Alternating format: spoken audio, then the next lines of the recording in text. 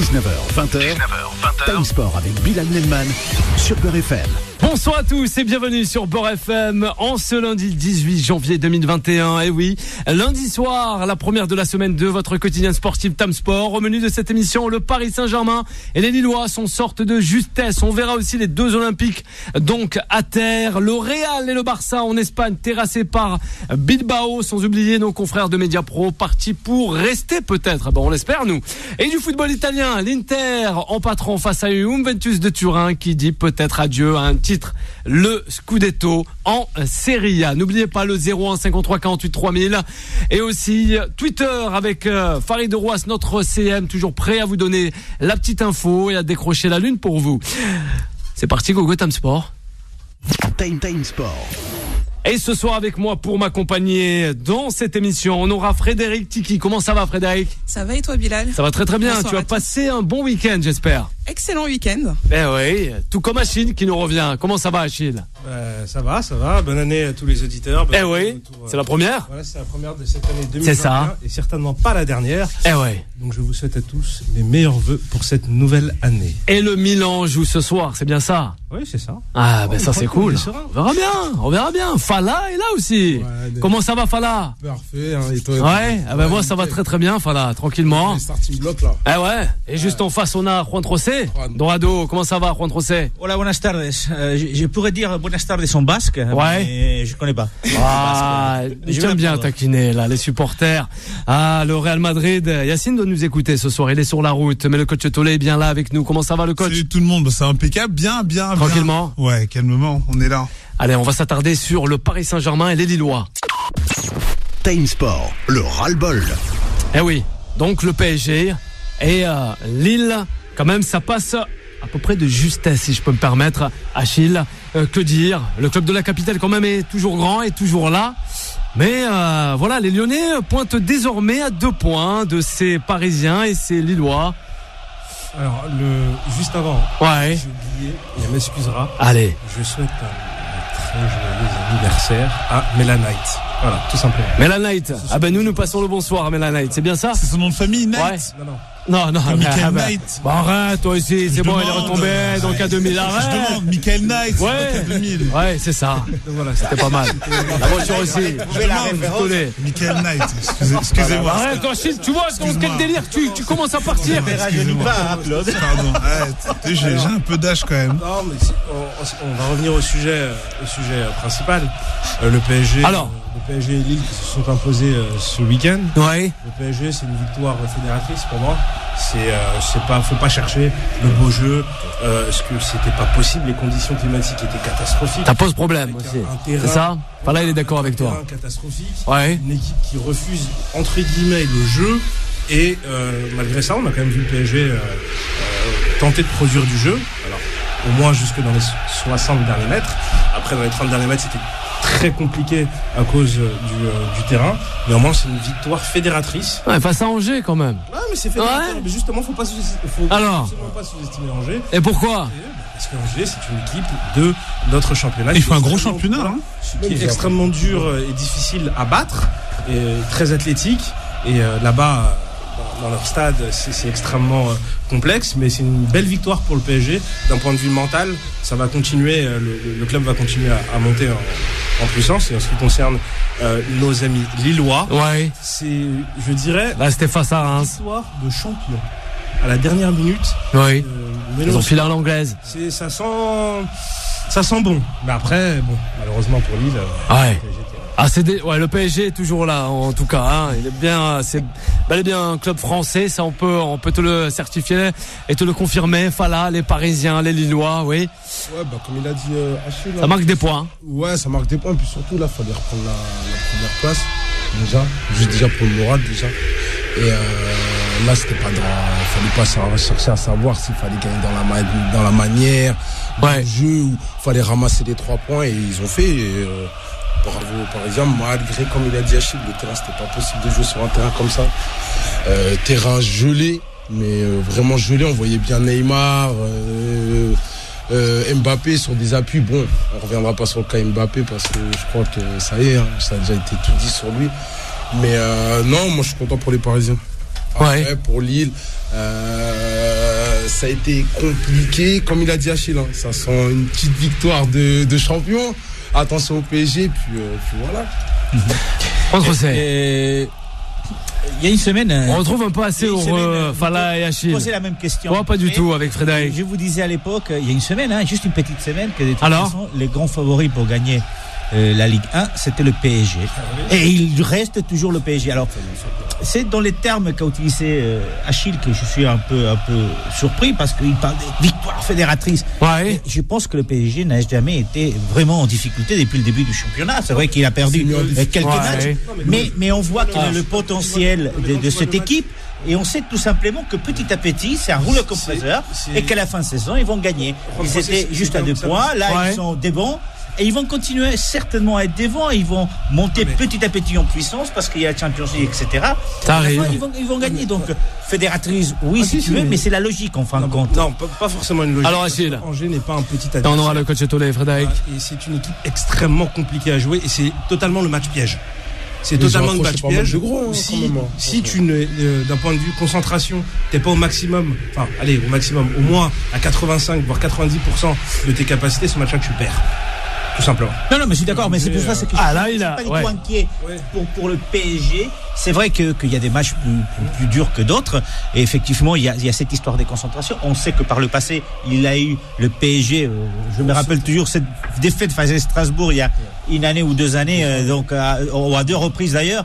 Donc on sait comment ça se passe au PSG, mais au même titre que ça, ils n'ont jamais été vraiment en difficulté depuis le début de saison. Et petit à petit, ils s'imposent. Et voilà, c'est un rouleau compresseur. Et ça avance, et ça avance, et ça avance. Frédéric, justement, rouleau compresseur, Paris Saint-Germain. Le PSG n'a pas été en difficulté cette saison, mais on peut quand même voir qu'ils ont été moins bons dans leur début de championnat avec les 4 défaites qu'ils ont déjà eues que dans les années précédentes.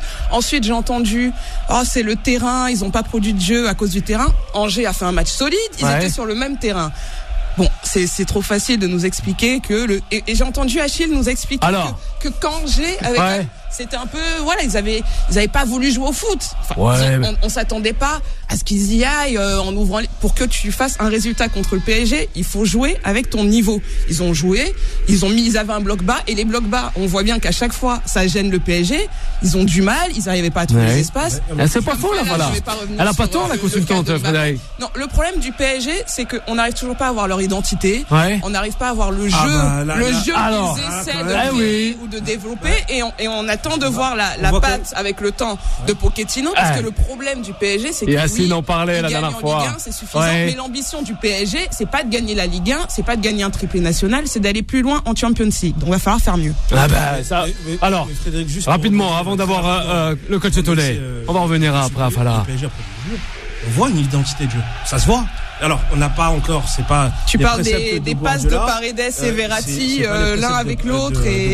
Alors, c'est vrai que le PSG a joué beaucoup de manière latérale avec Verratti et Paredes. Néanmoins, on a pu voir une palette technique. On a vu aussi également le positionnement de Neymar dans l'entrejeu. C'était totalement différent de Verratti. Donc, c'est des indications sur la suite à venir et réduire Angers à cela, franchement. Alors, le coach Etolé, le Paris Saint-Germain face à Angers quand même. Ça fait sourire Achille, il est assez serein avant le Barça. Mais moi ça me fait pas sourire, j'ai un petit peu peur.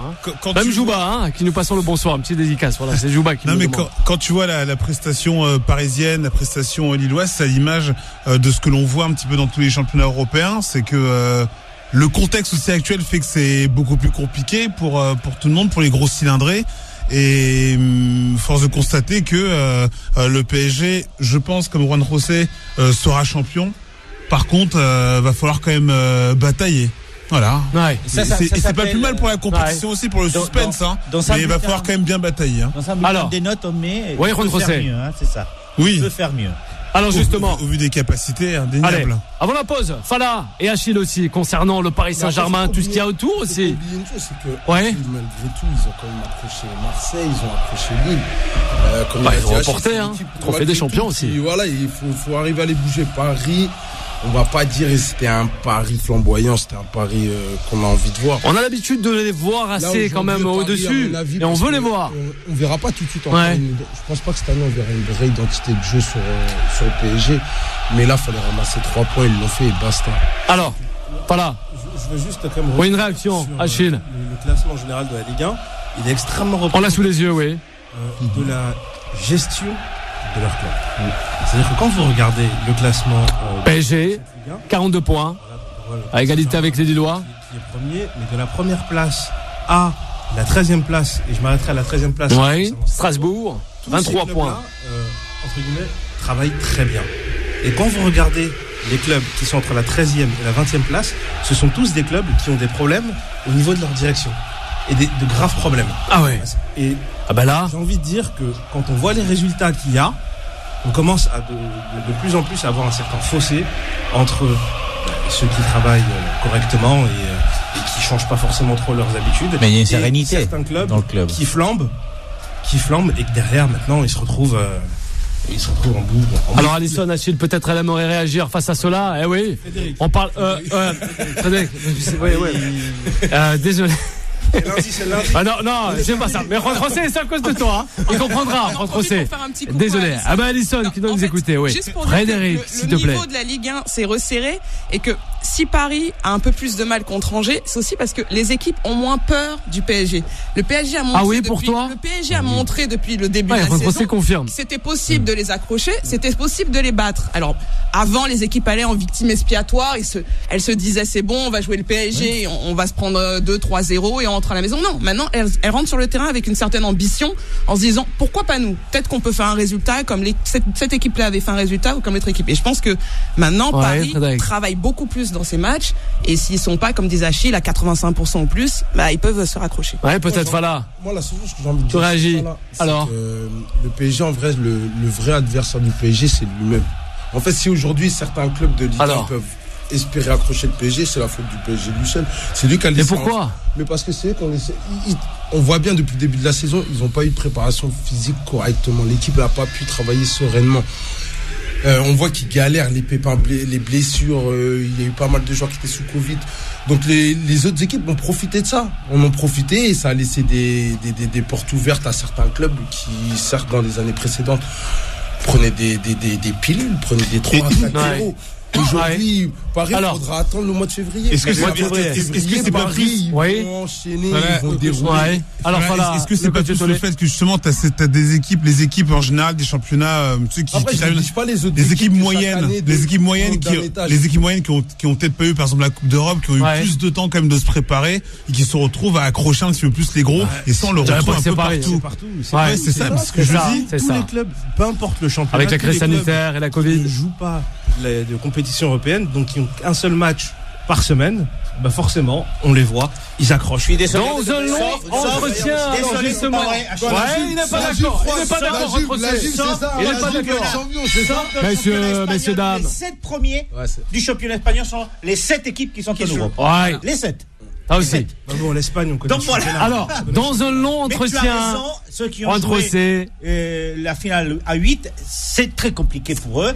Et puis il y a aussi quand même un certain relâchement des joueurs parce qu'ils savent qu'il y a quand même une qualité intrinsèque qui va faire qu'à la fin, c'est eux qui vont être devant. Juan José, dans un entretien à nos confrères de France Football qui sort ce mardi, Leonardo, le directeur sportif du Paris Saint-Germain, a dit, je cite, resteront ceux qui veulent vraiment rester. Je regarde Fala et Achille qui sont assez friands de ces infos et aussi qui nous donnent aussi que certaines fois des infos assez croustillantes sur l'antenne de Beurre FM. Que dire face à cela?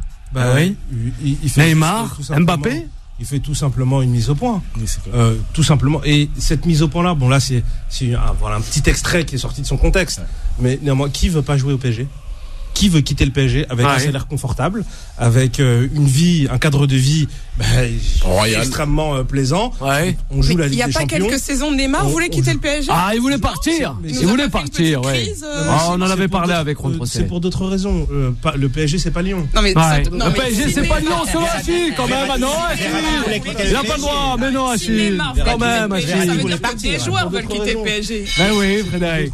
Est-ce que Mbappé va pas vouloir quitter le PSG? À la fin de la saison. Justement, Fala nous le disait. Même si il veut quitter le Paris Saint-Germain, quel est le club à l'heure actuelle qui est en mesure, même s'il lui reste 1 an et demi de contrat, de payer 7 années et demie de contrat, sachant que le Paris Saint-Germain attend un paiement sec en une fois. Oui, mais la question c'était qui veut quitter. Voilà. Neymar a voulu partir, ok, pas de problème. Le PSG l'a pas forcé. Ouais, mais donc alors après, j'ai pas encore lu une interview de Leonardo, mais à l'image un petit peu de tous les clubs, c'est normal. Hein, t'arrives au mois de fin janvier, on sait que ça va très vite, on sait que dès avril, les gros commencent déjà avant, mais on sait que dès avril, les premières transactions avancent. C'est pour ça que je dis en général les gros, même dès là, mercato hivernal, t'es déjà en train de préparer l'été prochain. Il est normal dans sa situation de mettre un petit peu la pression sur les joueurs et que les choses soient extrêmement claires, de savoir qui veut adhérer au projet, parce qu'après si tu veux retenir aussi des joueurs qui ont peut-être envie de partir, si c'est pour les retenir alors que ils traînent le boulet aussi, c'est pas bon pour le vestiaire, c'est pas bon pour le collectif. Hein. Dans cette interview, Leonardo dit aussi à un moment donné que il y a une chaise réservée pour Messi. Oui, qui ne sont pas à la table de négociation, mais il a toujours sa chaise qui est là. Non mais en fait, si on doit lire, ils sont assis à la grande table. On doit lire qui le suivent entre les lignes. Ce qu'il dit, en fait, il transmet une vraie information. Alors, c'est-à-dire que le PSG est à l'affût pour Lionel Messi. C'est-à-dire que Lionel Messi attend effectivement de voir le résultat des élections. Et ça rentre à 0 € parce que il est libre de partir. Aïe. Reste à savoir là, c'est sûr. Comment Barcelone va trouver le PSG qui nécessaire pour pouvoir le prolonger. Parce que Barcelone et les arguments pour le faire rester, ça aussi, au-delà de l'économique. Le PSG, par l'intermédiaire de son père, a déjà discuté avec. Il y a une sorte de lobbyisme qui s'effectue avec Neymar et Rafinha et tous les Brésiliens. Pochettino le premier, Pochettino aussi, il est argentin apparemment. Donc, il est possible, soyons pas fous, de voir. Bon, on verra bien, Achille. On suivra de près, justement, avec tes infos, ceux de celle de Fala aussi, mais aussi de toute l'équipe de Tam Sport. Vous restez avec nous. Première pause avant de revenir avec l'Olympique de Marseille et aussi l'Olympique Lyonnais. À de suite. Time Sport revient dans un instant. Beurre FM, 19h-20h. Time Sport avec Bilal Nenman. Et de retour sur l'antenne de Beurre FM après cette première pause. Et oui, toujours en live jusqu'à 20h avec Frédéric, Fala, le coach Tolé, Achille est avec nous, sans oublier Juan Trocé Dorado. Un petit clin d'œil à Abdel qui dit ça fait plaisir des voix que j'aime beaucoup à l'antenne de Beurre FM. Voilà, ça c'était pour la petite dédicace. Et nous on prend le chemin du sud de la France. Time Sport. Eh oui, Milik, il va casser le stade. Aïe.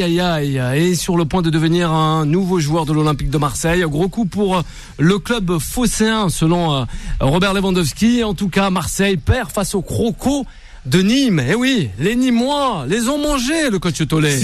Si tu vas chercher Milik, et ça serait une très bonne recrue pour l'Olympique de Marseille. Même s'il va falloir le retaper parce qu'il a pu jouer depuis de nombreux mois. On sait que, sans parler du Covid, etc. Oui, alors après, je pense que il va passer à visite médicale. Si réellement ça le fait pas, bon, voilà. Ça le fait pas, je pense que. Oui, de toute façon, je pense qu'il signera. Mais si c'est pour avoir Milik, sur lequel il va falloir attendre quand même qu'il revienne à son meilleur niveau, et je pense qu'on va attendre plutôt la fin de saison prochaine. Mais que tu as état d'esprit actuel, 0 pointé pour Marseille. Enfin, c'est pas ça qui va faire la différence. Ouais. Non, mais clairement. Les supporters demandent aussi à Villas-Boas d'un peu de se taire, si je peux me permettre. Qui parle trop, qui parle trop. Et Frédéric aussi. Il a parlé du budget la dernière fois du PSG pour dire que oui, on gagne plus de titres parce que depuis que le PSG des Qataris, etc. Mais tu perds contre Nîmes, dernier du championnat. Tu fais nul il y a une semaine contre Dijon. Mais pourquoi tu cites pas le budget alors de ces équipes-là? Parce que c'est pas ça le problème de Marseille, c'est pas un problème de budget, c'est un problème d'état d'esprit. Il y a pas de leader, il y a pas de jeu, il y a rien, et ça va de l'entraîneur. Alors président aussi qui soi-disant un peu secoué les joueurs, etc. Mais quand tu construis un projet autour d'un gars comme Payet, il a dû courir 5 km pendant tout le match, on l'a vu plus marcher que courir, c'est grave. Il a fait 6 km. 6 km 5. Non, il a fait 6 km. Ce qui est pas mal. La question, l'arrivée de Milik, Marseille. Inespéré pour l'Olympique de Marseille. Mais il y a une vraie question. Milik, c'est bien beau de l'avoir sur le terrain. Il va recevoir le ballon comment? Avec qui? Quel joueur? Parce que le problème de l'Olympique de Marseille, c'est un problème de transition offensive. C'est un problème d'état d'esprit. Pour moi, c'est même pas d'état d'esprit. Il n'y a pas de joueur capable de prendre de récupérer le ballon au milieu de terrain et de le transmettre dans de bonnes conditions à l'attaquant numéro 9. Oui. Et c'est un procès d'intention qu'on fait à Benedetto, mais il n'y a personne qui lui emmène le ballon. C'est-à-dire que c'est quand même quelque chose d'assez frappant. Morgan Sanson, sa première saison quand il arrive à l'Olympique de Marseille, il finit meilleur passeur de championnat. Avec plus de 12 passes décisives de mémoire. Partant de là, ce joueur-là, a priori, quand on voit, j'ai même pas besoin de parler de Big Mac, de Payetman. Ouais. Tu vas fort, Achille. À chaque fois, tu remets une couche sur Payet. Ou de Thauvin qui est sur une planète extérieure. Mais il était meilleur passeur il y a 2 journées, Thauvin. Non, mais c'est ça qui est paradoxal aussi. Pour revenir à ce point-là, il n'y a aucun joueur, il n'y a aucun leader technique qui est en mesure de pouvoir alimenter Milik. Parce que Milik, le problème, c'est que effectivement, c'est un formidable joueur. Mais il a besoin que le ballon arrive à lui. Et quand on voit Morgan Sanson qui est poussé vers la sortie, allez, va en première ligue, on a besoin d'argent, qui va faire les passes à mais je pense que au-delà de ça, c'est l'état d'esprit. C'est-à-dire que là, vous l'avez dit, t'affrontes Nîmes. Ils ont pris 5-0 à Strasbourg. Ouais. T'es pas capable, même si t'as pas les joueurs pour alimenter Milik, t'es pas capable de mettre en difficulté Nîmes parce que la victoire est méritée. En plus, ça qui est terrible. Au-delà de ça, l'état d'esprit il est catastrophique. Les mecs sur lesquels tu es censé compter sont complètement... Je suis pas d'accord parce que quand tu regardes Valère Germain, il a un état d'esprit... Mais il est devant. C'est comme tu dis, il est devant. Voilà, il est irréprochable. Mais pourquoi ne pas se servir du centre de formation de l'Olympique de Marseille? Ils ont du mal, peut-être. Parce qu'il n'est pas au niveau. Ouais, Lyon, il n'est pas encore au niveau. Paris. Il faut qu'il soit au niveau. Le font mieux. Le petit gaucher, comment il s'appelle? Pas Yadji, mais l'autre qui est resté... j'ai oublié son nom. L'arrière gauche là? Non, l'ailier gauche.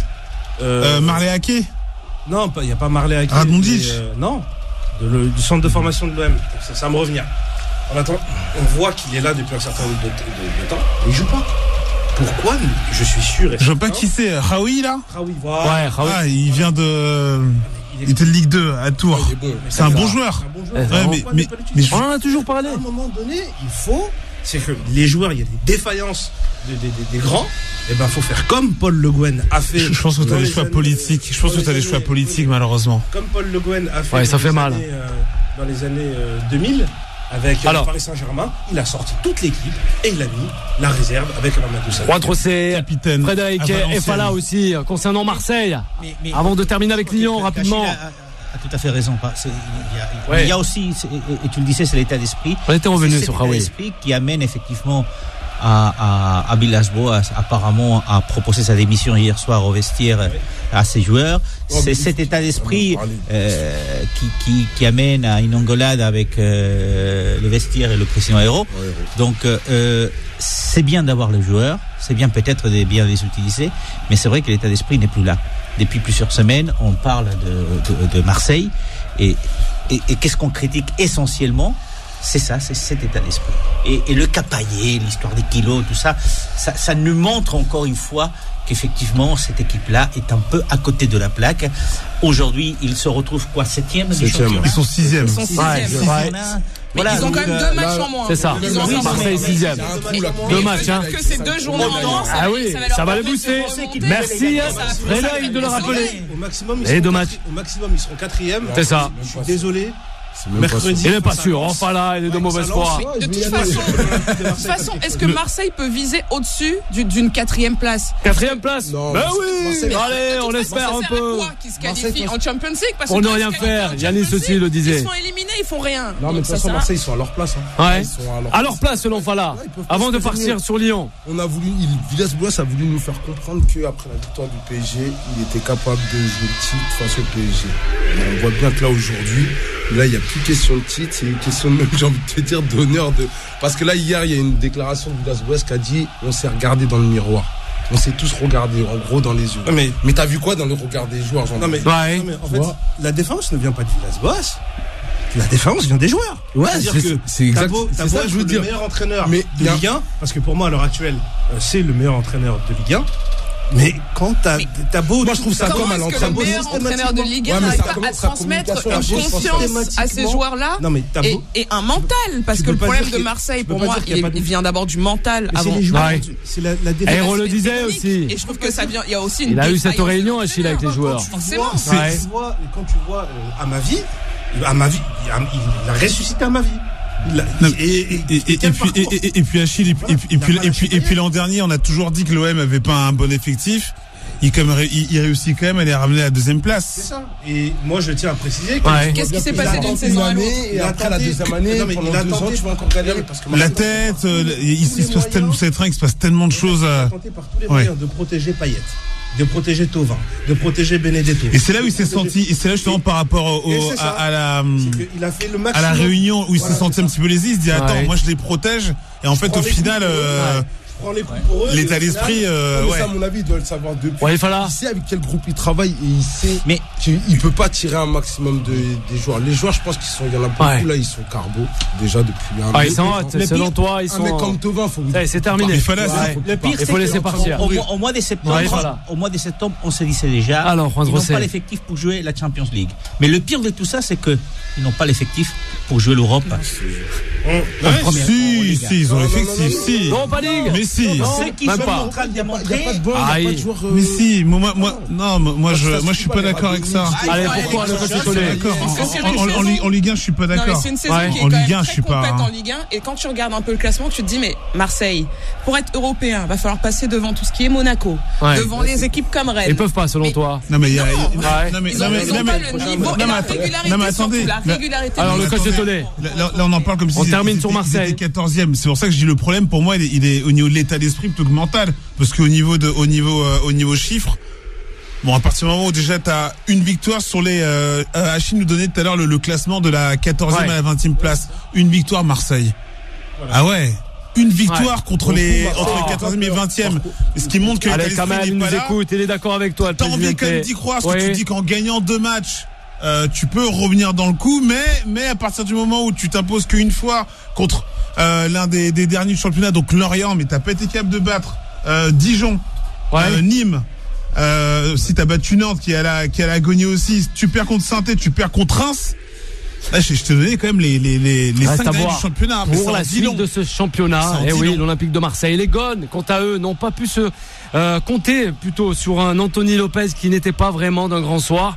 Le gardien a encaissé un but, Achille, à la 91e minute, après une sortie assez hasardeuse. Il a été défendu en conférence de presse par un certain Rudy Garcia. Frédéric.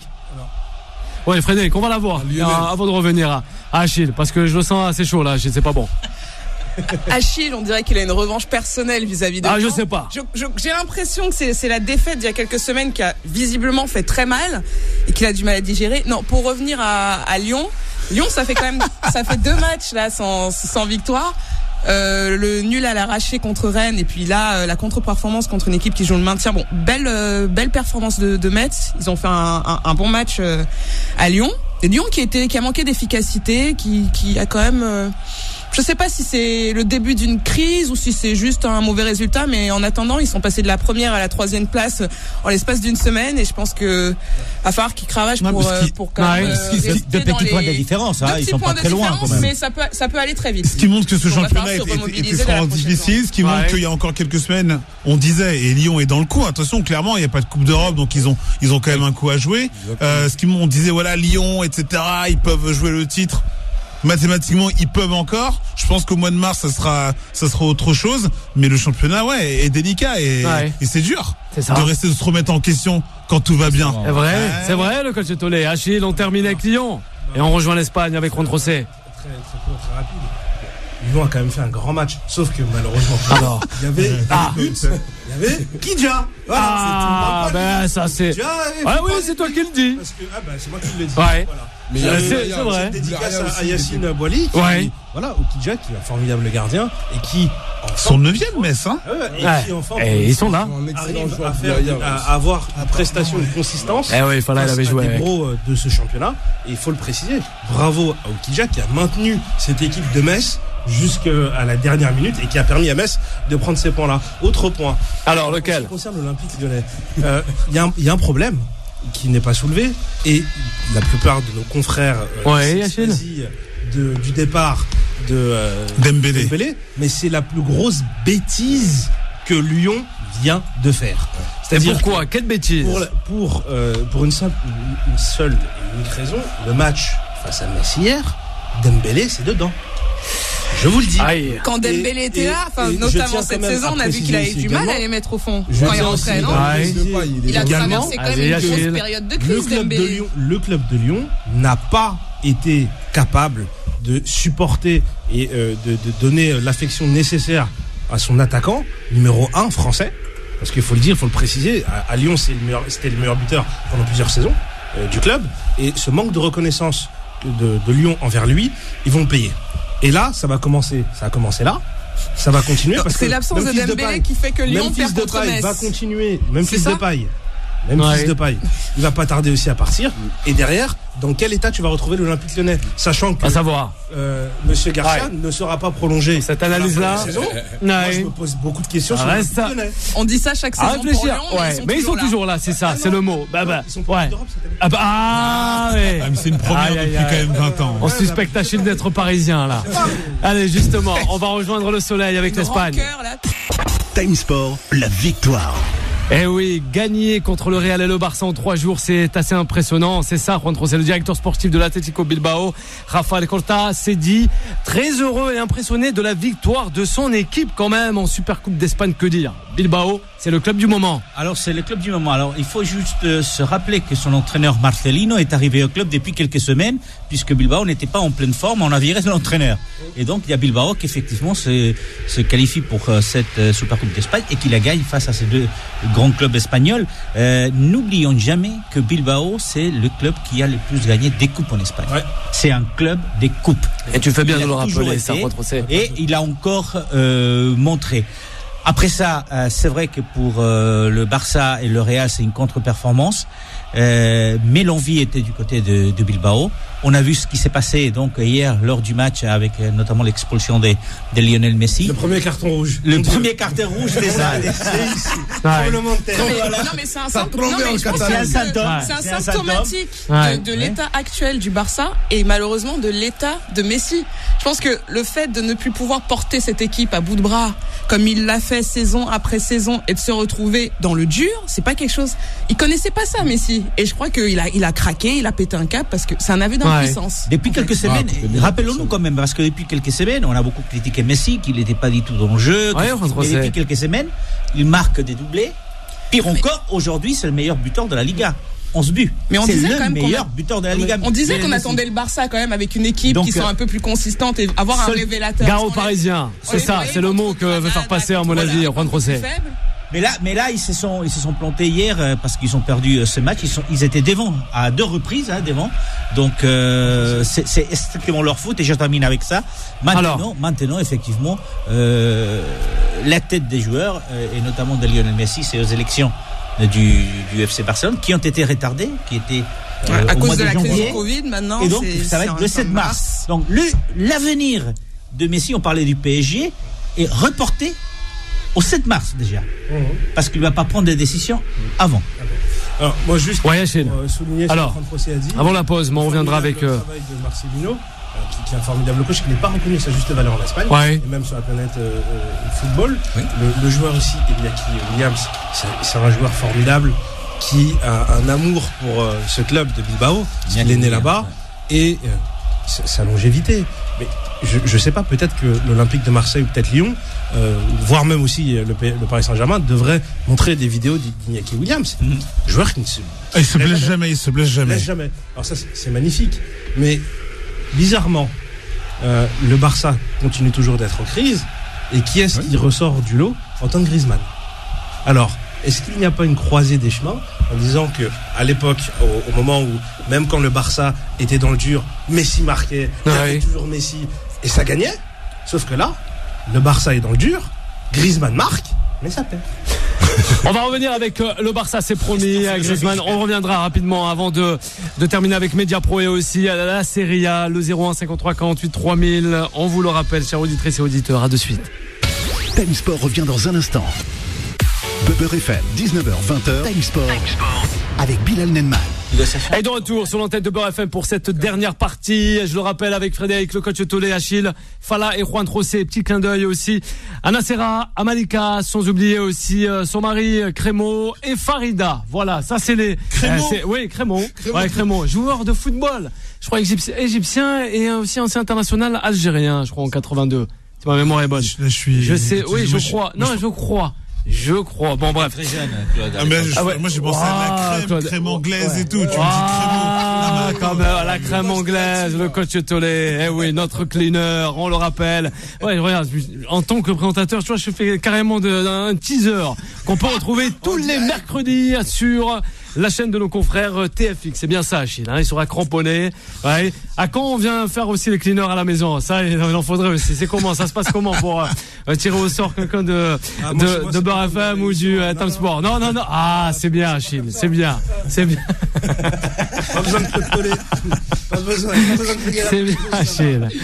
Alors, on parlait du fameux club de Bilbao, l'Atlético de Bilbao. Eh oui, grand vainqueur face au Real Madrid et aussi à Barcelone. Enfin là, c'est vrai que le club était bien en marche en tout cas. Le travail a été magnifiquement bien fait par la direction du club, quoi. Mais aussi par ses joueurs. Je rappelle, c'est El Presidente Kamel qui me dit Crimo. Et oui, c'était un attaquant du Havre. Voilà, merci Kamel pour la vérification du joueur.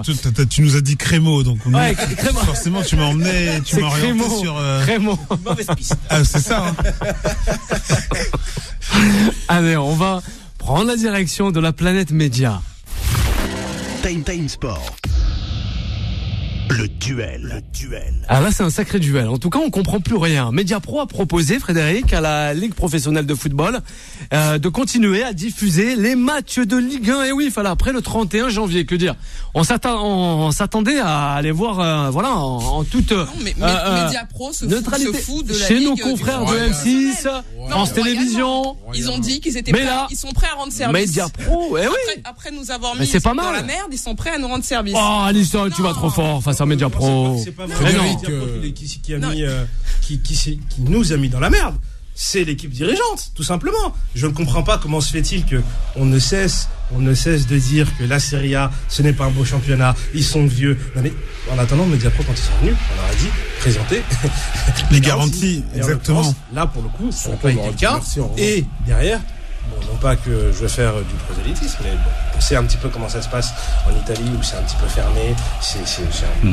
On peut dire parfois, dans certains cas, des figures qu'il y a la mafia ou ce genre de discours. Mais en France, c'est catastrophique. Si on en est là aujourd'hui, il faut tomber sur Nathalie. Allez, les vrais responsables, et Didier Quillot, qui malgré, bien entendu, parce qu'il n'y a pas beaucoup de gens qui le disent, oui, ok, ils vont rendre la prime qu'ils ont eu de 500 000 euros, si je ne dis pas de bêtises, chacun.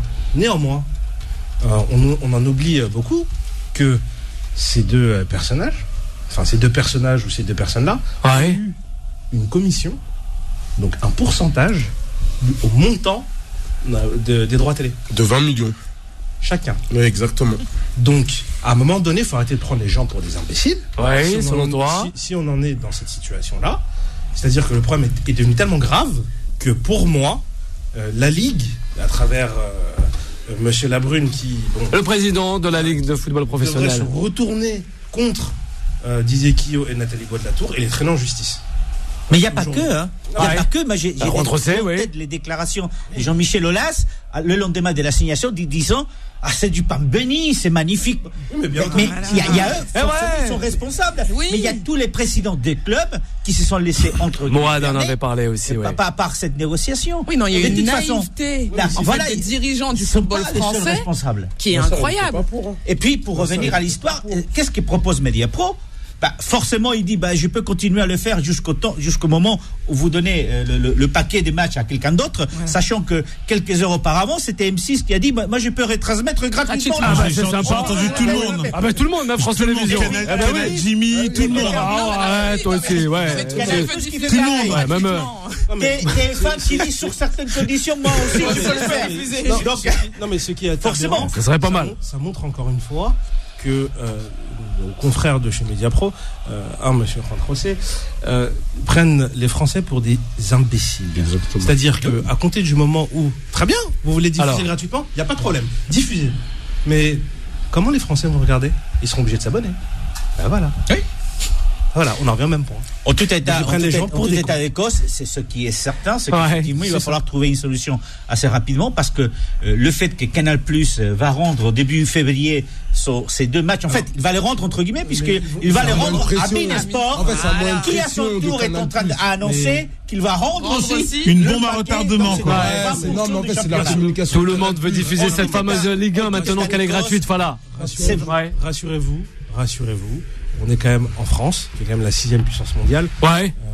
L'État, c'est parce que cette affaire va jusqu'au plus haut sommet, au plus haut sommet de l'État, et que il y a effectivement des tractations qui s'effectuent avec des confrères de chez Canal+. Après, on dévoilera pas tout. Oui. Tout là immédiatement. Vous avez payé moins de TVA, messieurs les auditeurs. Néanmoins, France Procès, là, c'est remonté. La Ligue 1 ne sera pas laissée à l'abandon. On l'espère. C'est une certitude, et je vous garantis. En tout cas, elle sera gratuite. C'est ça, Frédéric. Très rapidement pour la diffusion, Alors, des matchs. Achille, avec Fala aussi, concernant Mediapro, nos confrères. Non, là, c'est la Ligue de football professionnelle. C'est de gueule royale de la part de Mediapro. Et surtout, moi, je comprends pas comment on a pu laisser rentrer Mediapro dans le championnat de France et acheter les droits, les bouquets. Est-ce que les politiciens n'ont pas une part de responsabilité? Mais bien sûr, parce qu'ils sont rentrés dedans. Le président, il est rentré dedans. Comment il peut ne pas être au courant de tout ça? Moi, je me pose la question. Attendez. Alors, Mediapro, en 2019, nos confrères, a un chiffre d'affaires de 1,2 milliard. C'est le chiffre d'affaires de Mediapro. Mediapro avait les droits des plus chers championnats à l'international. Ils ont des droits aussi de la Liga en Espagne, mais à l'international, et pour plusieurs championnats et pour plusieurs pays. Donc, avec un marché potentiel des 150 millions d'auditeurs ou de téléspectateurs. Donc, Mediapro, c'est pas une petite boîte. Oui, bien sûr. Ce n'est pas là où il y a un problème, c'est qu'ils ont voulu, et ça, tout le monde l'a dit, et on l'a dit ici, et Achille l'a répété souvent, que depuis le début, le fait de créer sa propre chaîne, ça a un coût énorme. Et le fait d'avoir besoin des 3 millions de souscripteurs ou d'abonnés, tout le monde savait que c'était impossible.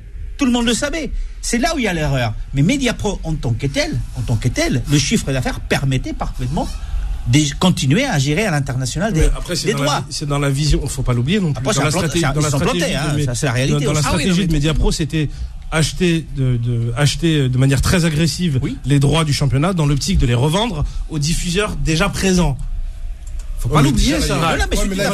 Sauf que les diffuseurs déjà présents, les diffuseurs déjà présents, c'est pas, excusez-moi, mais l'épicier du coin, c'est monsieur Nasser El Khalifi, c'est le Qatar derrière, et monsieur Bolloré. Je pense pas que ces deux personnes-là, on les trimballe et on peut les prendre pour des. D'autant plus que Canal+ était fâché avec la Ligue. Voilà. À cause justement des droits. Allez, on termine avec la dernière rubrique. Time Sport, le mode pressing. Eh oui, pour le compte de la 18e journée de Serie A, Achille Fala, Arturo Vidal et Nicolo Barella ont marqué, 2-0. À chacun leur tour, à la 12e et à la 52e, face à la Juventus de Turin, la vieille dame turinoise. Que dire? C'est vrai que ce soir, Cagliari, accueille le grand Milan AC de Zlatan Ibrahimovic, 20h45.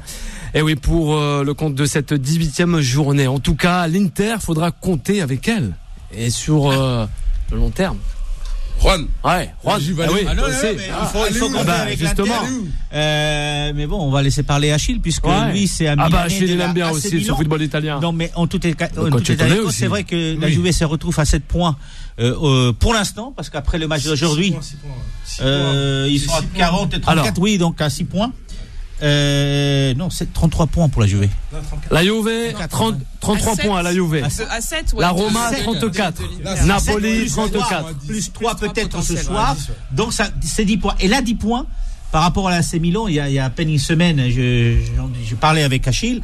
On n'est pas dit tout d'accord, mais à 10 points par rapport, même si on est à mi-championnat, parce que là, on est vraiment à mi-championnat, 10 points, c'est beaucoup à rattraper sur la AC Milan, parce que, effectivement, quand t'es régulier, si c'est pas la Juve qui gagne, aujourd'hui, le grand favori reste quand même Milan, l'OAC Milan.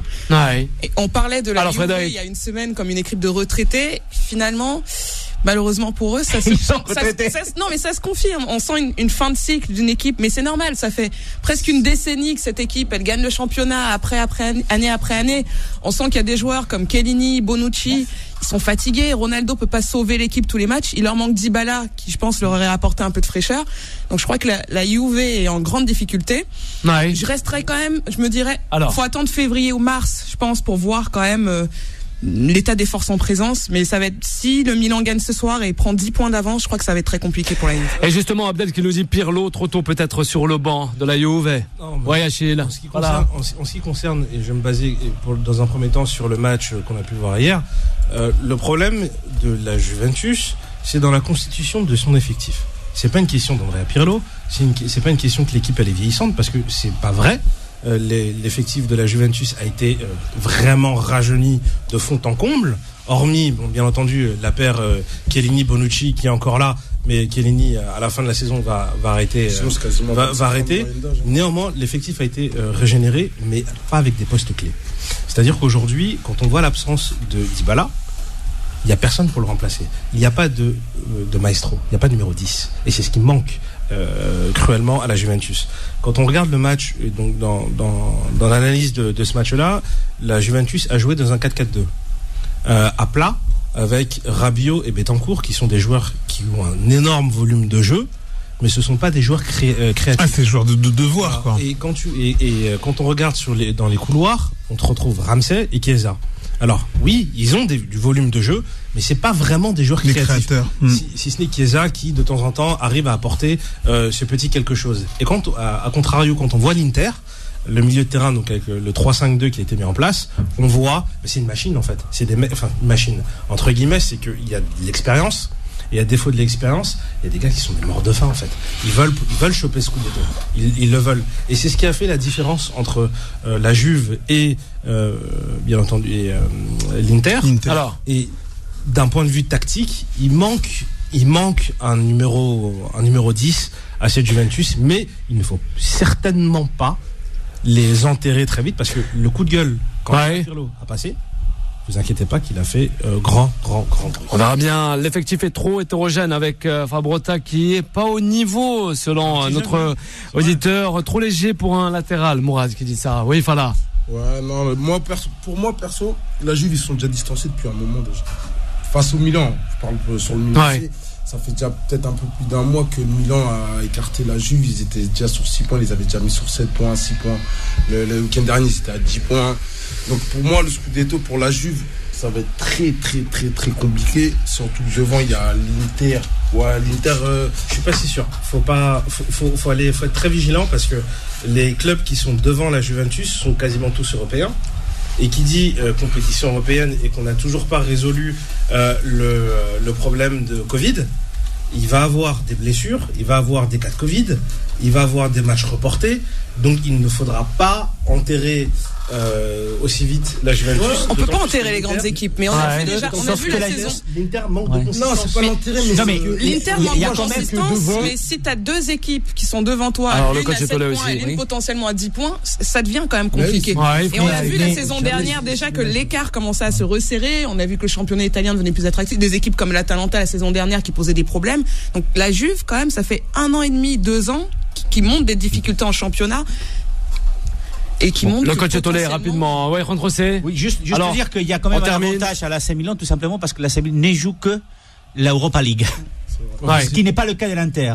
Et donc l'AC Milan va avoir vraiment la tête au championnat, ce qui ne va pas être le cas pour l'Inter de Milan lors des prochains matchs. Le coach Tolé, on termine avec toi. Ils ont joué que 17 matchs, donc t'es même pas à la moitié en fait du championnat. Donc c'est pour ça qu'il faut attendre. 38 journées. Faut encore être patient, mais comme ça a été dit, les équipes milanaises sont au rendez-vous et ça fait plaisir en tout cas à voir. Eh ben oui, ce soir, Cagliari contre le Milan AC, 20h45, on le rappelle pour tous les amoureux du football italien. Mandzukic. Dans les tribunes normalement. Voilà, ça c'est l'info de notre consultant Achille. Merci Achille, merci Frédéric d'avoir été avec nous, avec Fala, avec Juan José Dorado et aussi le coach Tolé. Rendez-vous dès demain à partir de 19h à la suite des programmes avec Morad et Café des Artistes. Retrouvez Time Sport tous les jours de 19h à 20h et en podcast sur beurrefm.net et l'appli Beurre FM.